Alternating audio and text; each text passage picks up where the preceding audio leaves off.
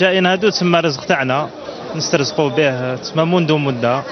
نشفى روحي السنين كنت نبيع هاد العجائن هادو، والحمد لله في رمضان يقوى الطلب عليهم.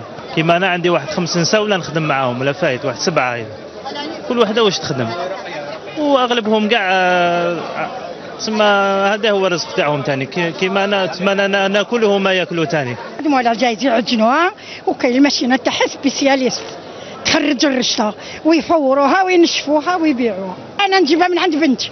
بنتك هي اللي تخدم؟ ايوا خدمك ونجيبها نبيعها كي تشوفي فيها ب 10,000 للشكاره. هذا مكان.